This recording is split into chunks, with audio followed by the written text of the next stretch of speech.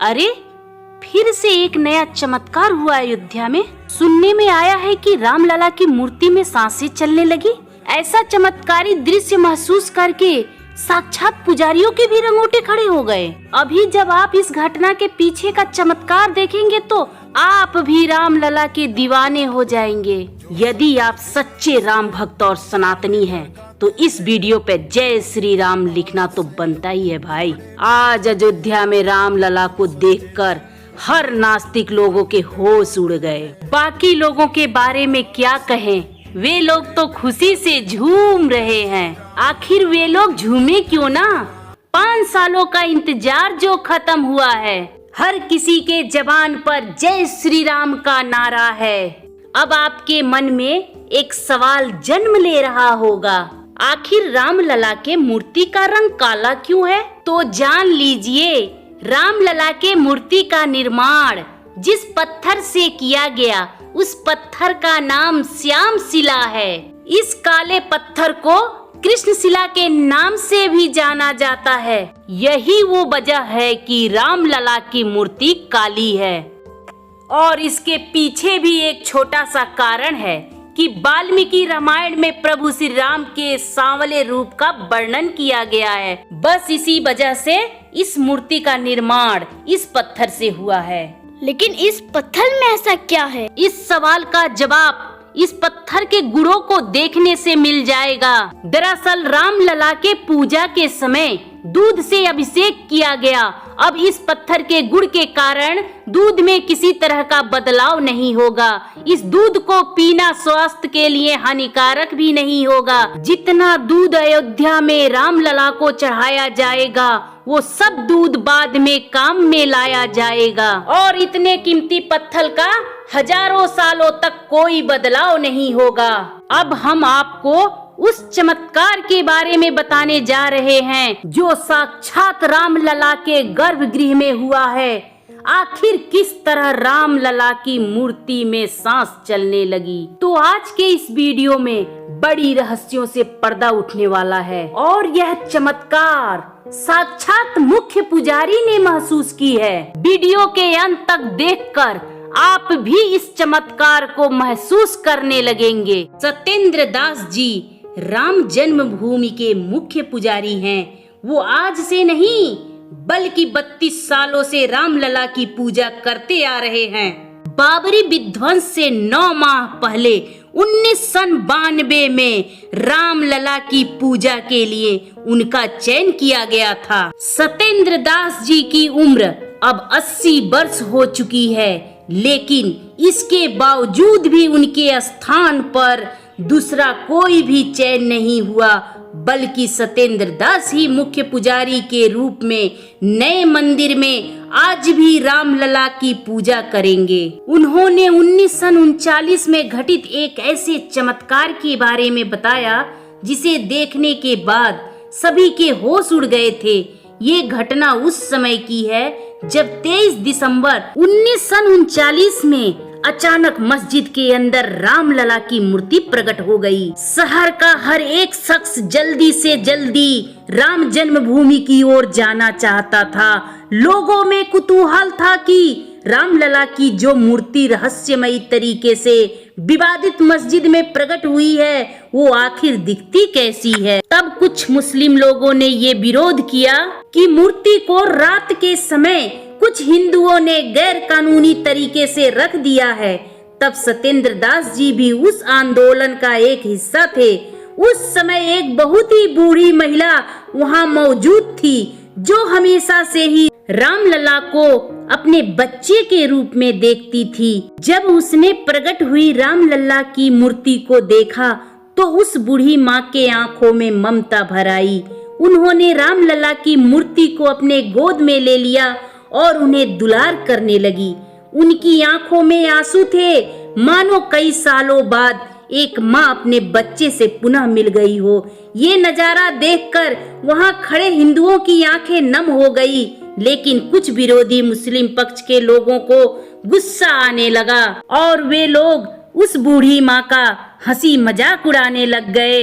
वहीं पर एक मुस्लिम शख्स खड़ा था जो पेशे से डॉक्टरी की पढ़ाई कर रहा था। उसने हंसते हुए कहा, यह तेरा बेटा है तो क्या? इसकी सांसें चल रही है या दिल धड़कता है क्या? मुझे तो यह मूर्ति बेजान लगती है, तो फिर तू क्यों इसे इतना दुलार प्यार कर रही है? तब उस बूढ़ी माँ के सब्र का बांध टूट गया। वह अचानक क्रोध में आ गई और बोली, मैं तो रोज ही अपने राम लला के दिल की धड़कन को सुनती हूँ। यदि तुझे विश्वास नहीं हो तो तू भी कान लगा के सुन ले, उसके बाद ही तू अपना मुंह खोलना कि मेरे राम लला में जान है कि वो बेजान है। बूढ़ी माँ की बातों को सुनकर उस डॉक्टर को बड़ा झटका लगा और उस भीड़ में उसे इंसल्ट फील हुआ, लेकिन अपनी बातों को सत्य करने के लिए वह रामलला की मूर्ति के पास गया और अपने कानों को रामलला के दिल पर लगाया। तब उस रामलला का एक ऐसा चमत्कार हुआ जिसे देखकर सभी कट्टरपंथियों के पैर तले से जमीन खिसक गई, क्योंकि उस डॉक्टर को रामलला के मूर्ति के अंदर से दिल धड़कने की आवाज सुनाई दी, मानो राम की मूर्ति सांस ले रही हो, मानो मूर्ति के अंदर प्राण समाये हो। इस चमत्कार को महसूस करके वह डॉक्टर पसीना पसीना हो गया। उसने सच्चाई अपनी सभी साथियों को बताई तो सभी लोग रामलला का बड़ा चमत्कार देखकर मस्जिद के अंदर से बाहर निकल गए। इस घटना के बाद सरकार ने इस विवादित ढांचा मानकर इस पर ताला लगवा दिया, जिसके बाद सरकार ने 1 फरवरी 1946 को हिंदुओं को पूजा करने की इजाजत देते हुए ढांचा पर से ताला हटवाने का आदेश दिया और आचार्य सत्येंद्र दास मुख्य पुजारी के तौर पर टेंट में रामलला का पूजन करने लगे। वह मुस्लिम शख्स जिसने रामलला की मूर्ति में चमत्कार देखा था, उसके बाद उसने अपनी डॉक्टरी की पढ़ाई को छोड़ दिया और रामलला को मानने लगा। दोस्तों, आपको जानकर हैरानी होगी, आज अयोध्या में राम मंदिर का भव्य निर्माण हुआ है। उसे बनता हुआ देखना हमारा सौभाग्य है, लेकिन जिस सोने और संगमरमर के सिंहासन पर रामलला विराजमान हुए हैं, उसका निर्माण भी एक मुस्लिम शख्स ने किया है। ये सुनकर आपको भी बड़ा झटका लगा होगा, लेकिन ये बिल्कुल सत्य बात है। विश्व हिंदू परिषद मंदिर ट्रस्ट के पदाधिकारियों को अच्छी क्वालिटी के मार्बल और डिजाइनर के लिए कई मार्बल कारोबारियों से मिले थे। आखिर में उन्होंने एक मुस्लिम कारीगर मोहम्मद रमजान को श्री राम मंदिर के डिजाइन और श्री राणा मार्बल खदान का मार्बल लगाने का फैसला किया गया था। इसलिए एक शर्त रखी गई थी कि यह सारा काम गोपनीय तरीके से होगा। रमजान ने यह बताया कि उन्हें श्री राम मंदिर के निर्माण के डिजाइन के रूप में कार्य करने का मौका मिला। इसके लिए मैं खुद को बहुत सौभाग्यशाली मान रहा हूँ। राम मंदिर निर्माण के फैसले से कुछ समय बाद ही एक बैठक का आयोजन किया गया था।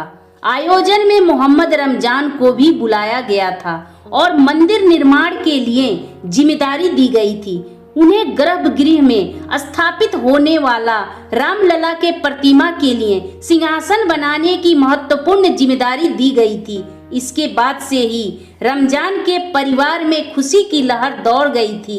मोहम्मद रमजान ने अपनी कलाकृति से श्री राम मंदिर के गर्भगृह के दीवारों, छतों, दरवाजों, फर्श तथा सीढ़ियों पर अलग अलग कलाकृतियां बनाई।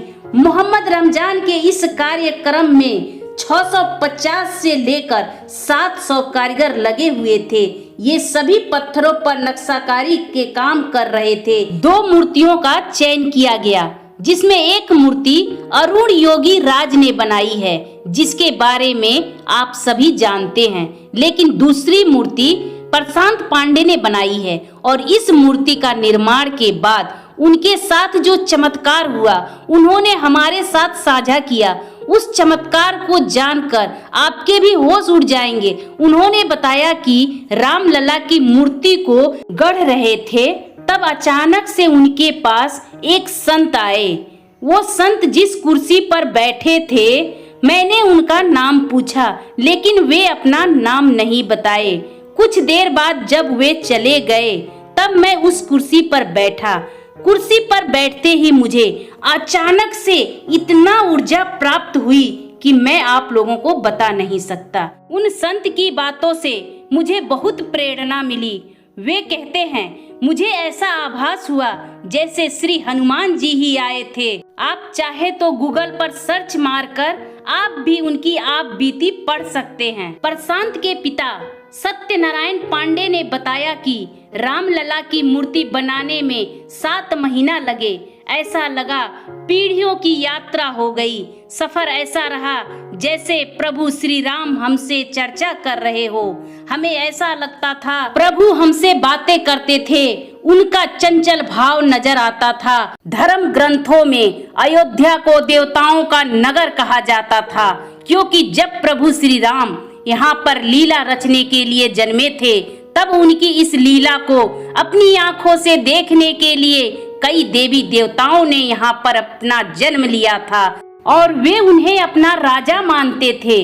उन्होंने राम राज्य में कई सुखों को देखा और अपने जीवन को धन्य किया। आज जब अयोध्या में राम मंदिर का भव्य निर्माण हुआ है, ऐसा लग रहा है मानो कई दिव्य शक्तियां अपना आशीर्वाद बरसा रही हैं। चारों तरफ काफी सकारात्मक ऊर्जा ही ऊर्जा दिखाई दे रही है। कई चमत्कार एक के बाद एक हमें देखने को मिल रहा है। ये हमारा परम सौभाग्य है कि राम मंदिर को हम अपनी आंखों से बनता हुआ देख पाए हैं, लेकिन कार्य सेवकों के बलिदान को हम भूल नहीं सकते। तो आप भी कमेंट बॉक्स में उन्हें एक श्रद्धांजलि जरूर दीजिएगा। धन्यवाद।